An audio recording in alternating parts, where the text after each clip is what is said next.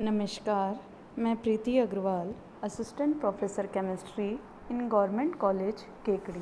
बच्चों, हम BSc second year में केमिकल इक्विलिब्रियम के बारे में पढ़ रहे थे। लास्ट डे हमने ला शातल्य प्रिंसिपल के बारे में पढ़ा। क्या है ला शातल्य प्रिंसिपल? ला शातल्य प्रिंसिपल बताता है कि यदि आप इक्विलिब्रियम कंडीशन में कोई भी चेंज करते हैं, चाहे वो चेंज कंसंट्रेशन में कर रहे हैं, चाहे वो टेम्परेचर में हो रहा है या प्रेशर में, तो इक्विलिब्रियम साम्य अवस्था उस दिशा में शिफ्ट हो जाती है जहाँ उस इफेक्ट को दूर किया जा सके। यदि आप कंसंट्रेशन बढ़ा रहे हो, अगर रिएक्टेंट की बढ़ा रहे हो, तो इक्विलिब्रियम उस डायरेक्शन में शिफ्ट होगा जहाँ रिएक्टेंट की कंसंट्रेशन कम होती है, अर्थात रिएक्शन फॉरवर्ड डायरेक्शन में शिफ्ट हो जाती है। इसी तरह हमने टेम्परेचर और प्रेशर इफेक्ट देखे। अब हम आगे पढ़ रहे हैं free energy change in chemical reactions.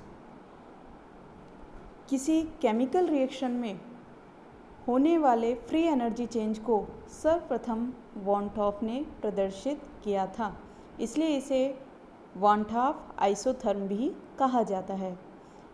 Free energy change से हम किसी भी रिएक्शन की स्पॉन्टेनिटी, अर्थात उस रिएक्शन की स्वतः परिवर्तिता वह स्वतः हो सकती है या नहीं, इसके बारे में पता लगा सकते हैं। तो हम देखें, यहाँ एक केमिकल रिएक्शन हमने लिखी हुई है।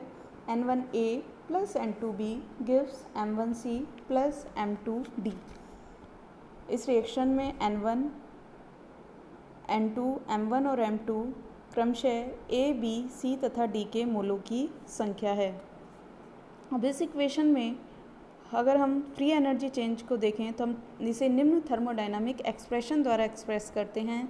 dG is equal to minus S T T plus V D P. यहाँ dG फ्री एनर्जी में होने वाला अत्यंत सूक्ष्म परिवर्तन है, S एंट्रोपी है, V टोटल वॉल्यूम है और dP प्रेशर में चेंज है और dt बता रहा है टेम्परेचर चेंज को। अब यदि रिएक्शन कांस्टेंट टेम्परेचर पर होती है तो हम कह सकते हैं dt इज इक्वल टू 0। तो इक्वेशन हमें प्राप्त होगी dG is equal to V D P. आप जानते हो आइडियल गैस इक्वेशन क्या कहती है? PV is equal to RT। तो अगर हम वहाँ से वॉल्यूम की वैल्यू निकालें तो हमें प्राप्त होती है V is equal to RT upon P। Volume की वैल्यू हम V पुट करें इक्वेशन में तो हमें मिलता है dG is equal to RT dP upon P। अब हम इस इक्वेशन को इंटीग्रेट करें तो इंटीग्रेशन के पश्चात हमें मिलता है G is equal to RT ln P plus C। यहाँ C इंटीग्रेशन कांस्टेंट को बताता है। अब यदि हम एक वायुमंडलीय दाब ले रहे हैं तो उस अवस्था में G not is equal to होगा C। यहाँ G नॉट मानक अवस्था में मुक्त ऊर्जा है, अर्थात कहने का मतलब ये है कि यदि आप एक वायुमंडलीय दाब ले रहे हैं तो P की वैल्यू आप यहाँ 1 रखेंगे और ln P की वैल्यू आप 1 रखोगे तो ln 1 का मान होता है 0।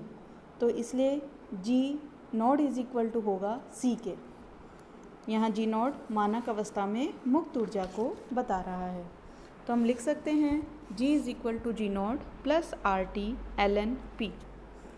अब माना कि G not A, G not B, G not C तथा G नॉट D एक मोल रिएक्टेंट A, B तथा प्रोडक्ट C तथा D के मानक अवस्था में मुक्त ऊर्जा हैं तथा Ga, Gb, Gc तथा Gd क्रमशः A, B, C तथा D के उनके partial pressure small pa, pb, pc तथा pd पर फ्री एनर्जी है। अब इक्वेशन 2 को ध्यान में रखते हुए हम लिख सकते हैं N1 Ga is equal to N1 G not A plus N1 RT ln Pa। ऐसे ही N2 Gb is equal to N2 G not B plus N2 RT ln Pb। M1 Gc is equal to M1 G not C plus M1 RT ln PC M2 GD is equal to M2 G0 D plus M2 RT ln PD। तो जो हमने reaction लिखी थी उसमें total free energy change अगर हम निकालें तो हम लिख सकते हैं delta G is equal to delta G product minus delta G reactant, अर्थात कुल ऊर्जा परिवर्तन उत्पादों की मुक्त ऊर्जा परिवर्तन तथा क्रियाकारकों की मुक्त ऊर्जा परिवर्तन के अंतर के बराबर होता है, अर्थात delta G is equal to M1 GC plus M2 GD minus bracket N1 GA plus N2 GB।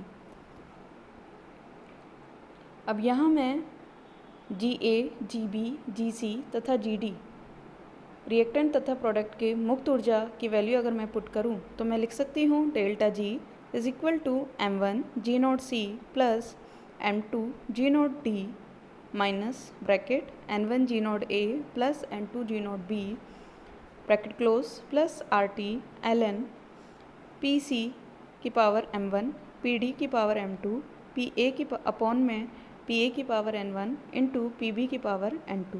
यहाँ PC, PD, PA और PB CD तथा A और B के पार्शियल प्रेशर हैं। अब यदि उपरोक्त कंडीशन साम्यावस्था में है तो चूँकि साम्यावस्था में मुक्त ऊर्जा परिवर्तन 0 होता है, अर्थात डेल्टा जी की वैल्यू हो गई 0, तो मैं कह सकती हूँ delta G is equal to delta G0 plus RT ln equilibrium में मैं लिख सकती हूँ delta G0 is equal to minus RT ln PC की पावर M1 इंटू PD की पावर M2 अपॉन में PA की पावर N1 इंटू PB की पावर N2। यहाँ आप पहले पढ़ चुके हो KP इज इक्वल टू होता है PC प्रोडक्ट के पार्शियल प्रेशर का गुणनफल बटे रिएक्टेंट के पार्शियल प्रेशर का गुणनफल।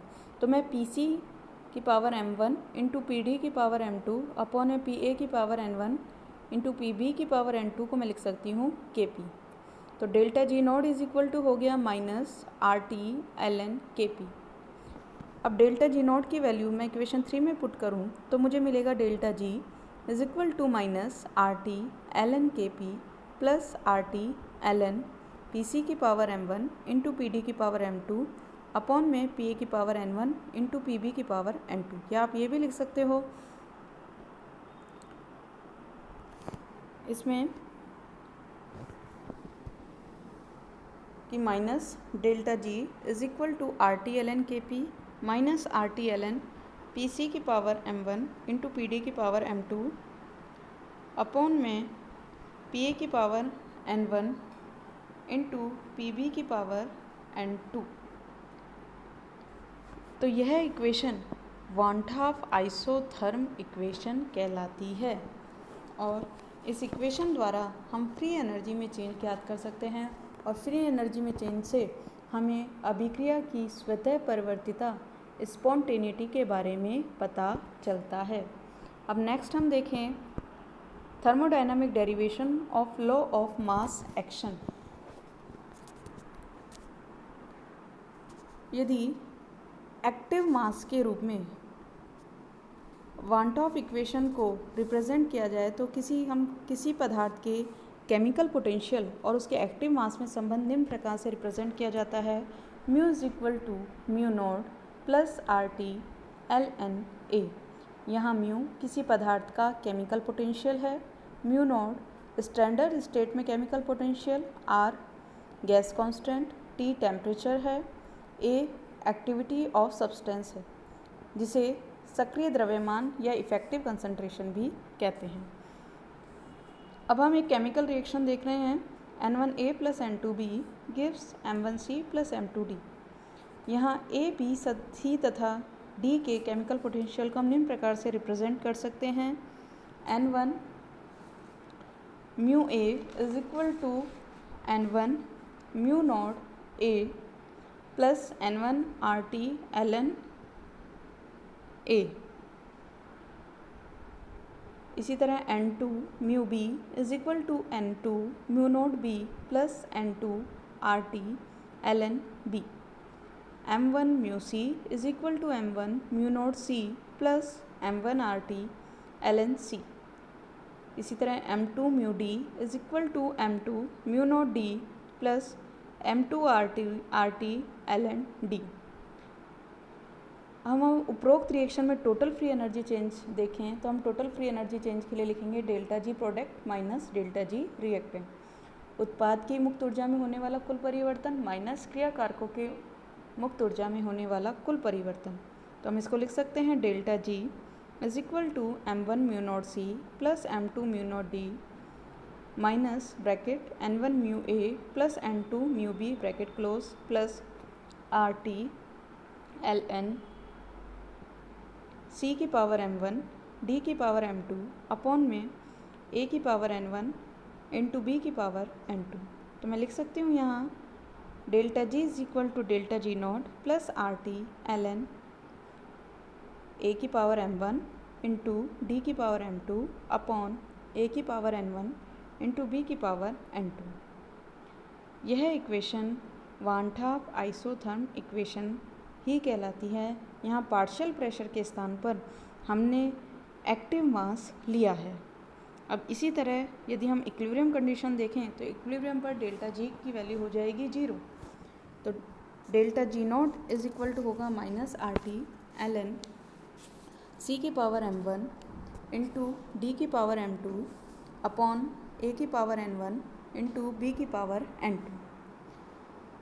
तो मैं इसको फाइनली लिख सकती हूँ, ये बराबर है के सी के प्रोडक्ट की कंसंट्रेशन का गुणनफल बटे रिएक्टेंट की कंसंट्रेशन का गुणनफल इक्वल होता है इक्विलिब्रियम कांस्टेंट के। तो मैं यहाँ लिख सकती हूँ delta G not is equal to minus R T L N K C. तो डेल्टा जी नॉट की वैल्यू यदि मैं पहले वाली इक्वेशन में पुट करूँ तो मुझे मिलेगा delta G is equal to minus R T L N K C plus R T L N product की कंसंट्रेशन का गुणनफल बटे रिएक्टेंट की कंसंट्रेशन का गुणनफल। इस तरह हम Kp तथा Kc का मान ज्ञात होने पर फ्री एनर्जी में चेंज कैलकुलेट कर सकते हैं। अब नेक्स्ट है equilibrium constant and free energy. किसी भी अभिक्रिया की स्वतः परिवर्तिता मुख्य रूप से निर्भर करती है फ्री एनर्जी पर कि कौन सी अभिक्रिया स्वतः परिवर्तित होगी और कौन सी नहीं।